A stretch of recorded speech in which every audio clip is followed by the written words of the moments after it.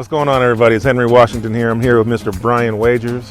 We're at one of his many apartment complexes, and so just wanted y'all to get a sense for like what he does and how he does it. So tell a little bit about what this property is, kind of like how you found it and how you took it down and kind of how many units it is. Give them the whole deal. Yeah, for sure. One of our most recent complexes, I should say.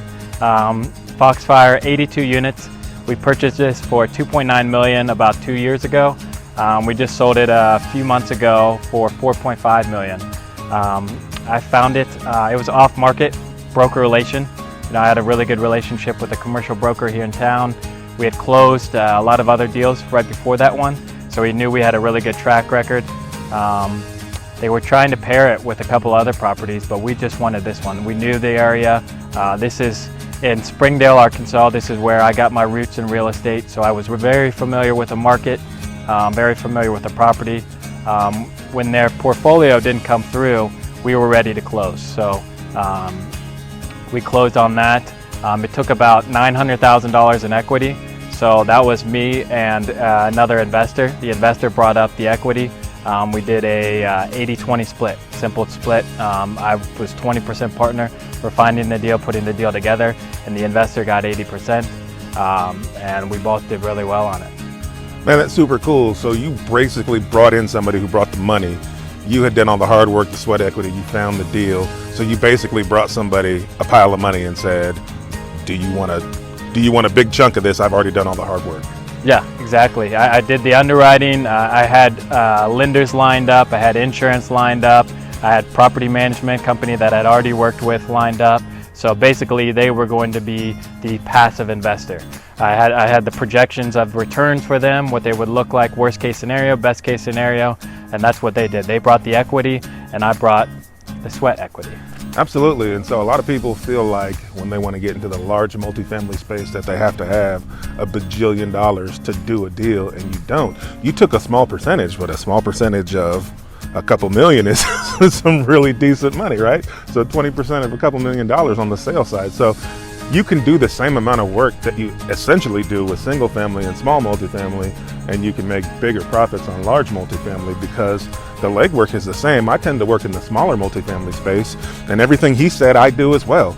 I'm finding property, I evaluate the deal, I find them off market, I figure out how I'm gonna force the appreciation, and then I line up all the people who are gonna do that because I'm not putting hammer to nails, right? And so he's just doing it on a much larger scale, but it's more making phone calls and building relationships, right?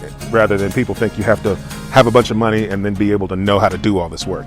Yeah, that's absolutely right. You know, so we look at I was just telling Henry, I just got back from South Carolina, Columbia, South Carolina. That was a 226 unit project. And there we had about 38 different investors come together, and probably an average of $200,000 each. And they all came in and were the equity in that deal. So it was about relationships, same thing there, just on a larger scale. So, you know, I started with the smaller complexes. My first one was a 12 unit just down the street.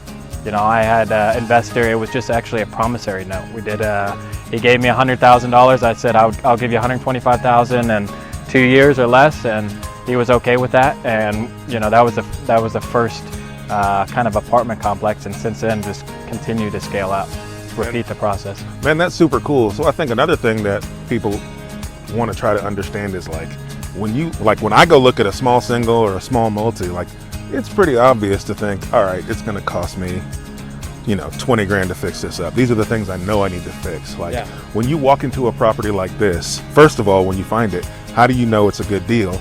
And then how do you know what you need to spend in order to turn the kind of profit that you turned? And I think that's something you get better at with the more experience you have doing the projects, the more quickly you can do it. You know, so for your first couple, it might take you a lot longer to underwrite a deal.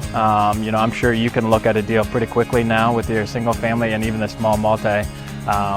But for us, you know, we try to give investors 6 to 8% cash on cash returns, and we try to average about 20% annually after 5 years. So that's really like the kind of target metrics that we're looking at. You know, so we're going to look at vacancy. What is their current vacancy at? What are their current expenses at? Is there any opportunity to decrease the expenses? Are they is there going to be more expenses when we take over? Just because they're running the property at 30% expense ratio doesn't mean we're going to come in and run it at the same. You know, a lot of times the expenses are going up. So you really want to be careful in your underwriting. There's a lot of good underwriting modules out there that you can go and get. I'm not sure if you have any specific for that, but you definitely want to account for expenses. So insurance, maintenance, you want to account for debt too. You want to get good quotes from your local bank. You know, for this size project, we use a local bank. Pretty much anything under 100 units, we're using local banks on. And yeah, so those are just a couple of things you want to account for. Any sort of turnover that you're going to have, utilities. Depending on the market, the owner might pay the utilities, whereas some markets the residents are paying for it. So you want to account for that. Taxes are always going to go up, and you see that in single-family process too. So. It's good. It's good you're talking about expenses and kind of these line items on the profit and loss statement, because one huge difference between a larger multifamily deal like this and a small single is if you buy a property under 5 units, then that property is valued based on its comps. But when you buy something of this scale, not only is it important to understand your expenses, because the less expenses you have, the more cash flow you get, but also the more you increase the cash flow on a property like this, the more you increase its value. Its value is determined by the income it produces. And so it is of vital importance when you're buying something this big to be able to walk into it and see where you can add value. Sometimes you can add value very easily simply by raising rents, right? If I raise rents on a single family $25 per unit, all that really means is if it's a 4-unit property, I put an extra $100 in my pocket a month. But when you raise rents $25 per unit on an 80-unit property, you've not only raised what comes into your pocket every month, but you've also raised the value based on a multiplier. And so it's a huge increase. Some properties, it's easy for you to go ahead and make small changes and increase the value.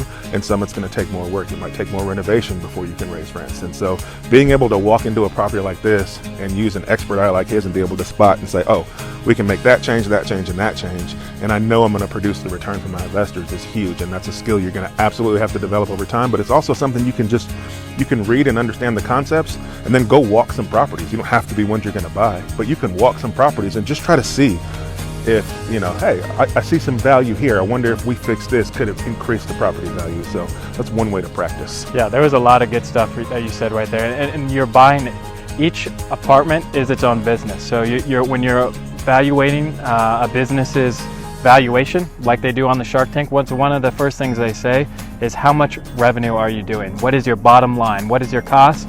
And what is your net? So really we're increasing the net, and that's what the valuation is.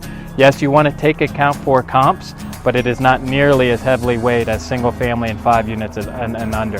And with these apartment complexes, the economies of scale they're hugely in your favor. Like you talk about a $25 rent bump on a 226 unit apartment, that's a significant value and increase. Yeah, so one of the first things we look at when we're looking at CapEx fixtures is the exterior. So we want to really spruce up the curb appeal at an apartment like this.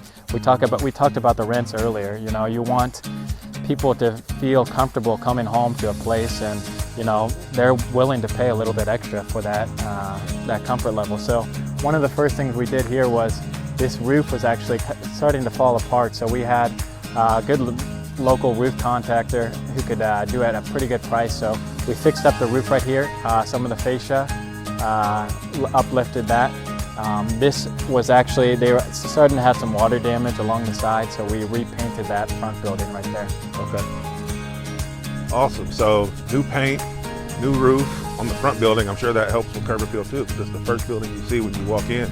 Exactly. Yeah. You want to come in to a nice home, you know, that has some good curb appeal, whether that be no graffiti or, you know, even a power wash goes a long way. If it's just been, you have some mildew build up, you know, it really helps spruce up the apartment. And like you said, it's that first impression.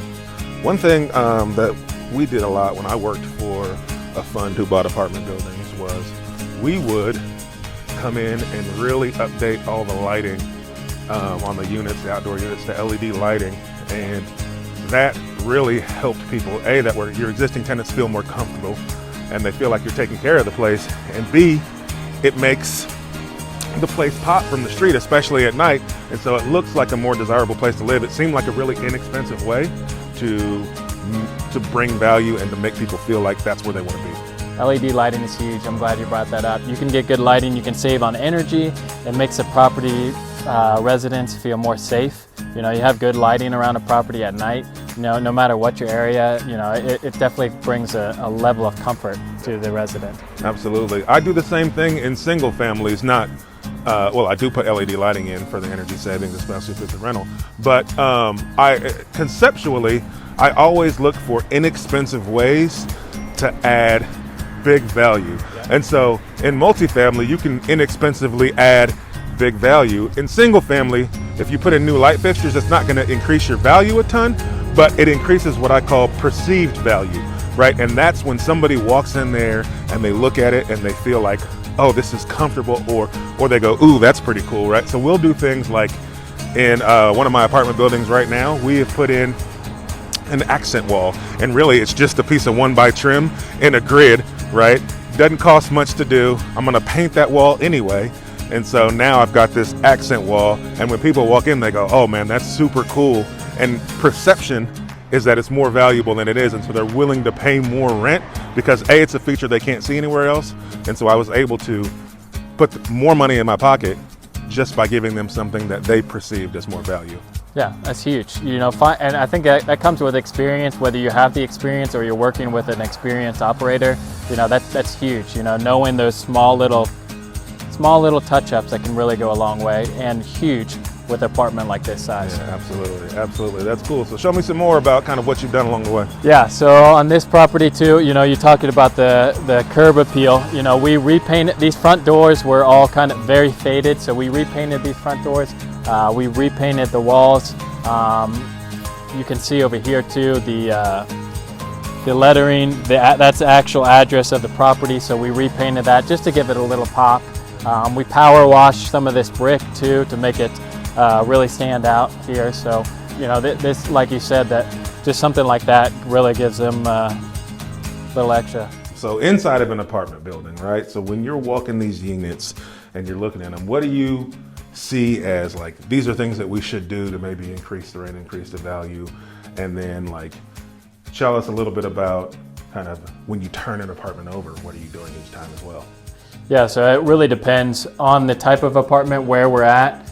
So this is a C-class apartment complex, so working class neighborhood, target rents, you know, $550 or so, maybe $600. So you don't want to, you know, necessarily over renovate, you know, where if you do, you're putting that much into it and the tenants really can't afford that. But some of the first things that we're looking at when we're going in these apartments, the flooring. Usually second floor, we're usually going to have carpet on it to help noise for the downstairs. So this one, the carpet, you know, not too bad. Honestly, this one, maybe a cleaning that you can have. So that's something you want to look at. What's the life of the carpet like? Something that we also look at, if they have central heating and air conditioning units, what's the age on those that we're going to look like? Because that can be an expensive. If you're looking at 100 units, you know, that can add up. So this kitchen, actually, looks like they recently put in some new flooring here. So, you know, this is pretty inexpensive and it gives it a nice look. Is this like a linoleum roll? Yep, that's exactly what that is. So this one just became vacant as far as I talked to the manager. So, you know, this is something, you can see the kitchen. Usually, a lot of times you'll see a lot of wears on cabinetry. So you want to look at either replacing that or just refinishing it or repainting it. So really, you know, to save yourself a lot of money, you can, instead of just, you know, getting rid of these cabinets, they still have some life in them. So, you know, you could have someone restain this for pretty cheap, especially if you have a maintenance tech on site that they can do that by the hour versus going out and hiring that out third party. Absolutely. So when you're talking about properties of this scale, you have to think exactly like Brian just said. Like when he talked about the HVAC units, you want to check them out in each unit, because if it costs you $1,000 or $2,000 per unit at 82 units, you're spending a whole lot of money, right? Also the same thing with your with your finishes. He mentioned not over renovating, because if you over renovate, then essentially you're changing the tenant mix of the property, and that could work in your favor or could absolutely work against you, because now you've got a lot of people who will move out. Maybe you're getting people at a higher rent, but that's a much longer game. If you're only in this like for 5-year turns, right, and holding properties, you want to make sure that you're maximizing the tenants that are here, and then also not pricing people out of their own neighborhoods. And so you have to remember, you're not living here, and so you don't want to remodel for what you would want to live in. You want to remodel for what your tenants want and what they can afford. Yeah, that was definitely a big, eye-opening for me in the beginning. Exactly that. Like, what is the market demanding? So having a very high level understanding of your market and where your property is going to help you tremendously as far as under renovating or over renovating, because you can definitely do both. Absolutely, absolutely. And then it's important because right now, right, gentrification is taking over, right? And I think what's missed in a lot of these mid-size apartment deals, that especially they're in these, B- to D+ areas, is that you're really doing a service to your community by keeping the renovations at a price point where the current tenants can afford, right? That way you're still improving the community, but you're not pricing the people out. And just from a social standpoint, that's important to me, and that just kind of makes you feel good. Yeah, it really is. It's a win-win for all parties when you're doing that stuff. It's a win-win for all the investors, it's a win-win for the community, and it's a win-win for the residents. Absolutely, because you've essentially taken what was an eyesore of an apartment building and you've added value to it while maintaining the tenant mix and the tenant class. And that's a win for the city, a win for the tenants, and a win for you and your investors, just like you said. So that's super cool. Thanks for showing us the inside of one of these. Absolutely. Awesome. So one thing to think about when you're looking at multifamily, again, when you're looking at that P&L, there's always that line of other income, right? So you've got other income streams. And again, the more money a property produces, the more valuable it is. And there's more than just rents that can equate to value, right? And so talk to us a little bit about kind of what we have here and how that adds extra value. Yeah, other income can be a huge value add on an apartment. When you're talking about cap rates, you really multiply that income by whatever the cap rate is. So you look at pet fees, application fees, covered parking, there's all sorts of, storage, there's all sorts of different ways. So here at this one, we're looking at some vending machines that we have on site, and then also our laundry facility, laundry room here on site. So great sources of extra income, and it, again, full circle, you're providing a service for the tenants and residents here. Absolutely, man. So there's more than one way to look at how to add value to your property. Most properties like this would appreciate having some vending machines, so they don't have to leave the property and go to the store if they want a drink. And just on a small scale. And then also laundry is huge. If you don't have in-laundry hookups, having a place on site for your tenants, like, they see that as super valuable, because now they don't have to leave, go find a laundromat in order to do their laundry. It's super convenient to them, and it's an extra income source to you. And so think about that when you're evaluating these properties. Sometimes it depends on the property. It may make sense. Can you turn a unit that's empty into a laundry facility, right? Can you add vending machines in front of certain buildings, right? The bigger the property is, the more you're going to need. So just think about ways you can add value by providing a service to your tenants, and that brings you more income and makes your tenants happy. And something to think about too, when we go in this laundry room too, there's different ways laundry is set up. One is the owner can actually own the laundry units outright. And then you may have a servicer that comes in, or you might have your maintenance guy come in and do it. But there's also third-party companies that will put in laundry machines, and they'll service them, they'll take the coins out, and they'll get a percentage. So you actually don't own the property, you don't have to deal with any of the maintenance, but you'll get a percentage of that income, and you split it with them. So really it just depends how involved you want to get your maintenance on, if there's already laundry units that the property owns on site. So there's definitely different ways to look at the laundry room for income source.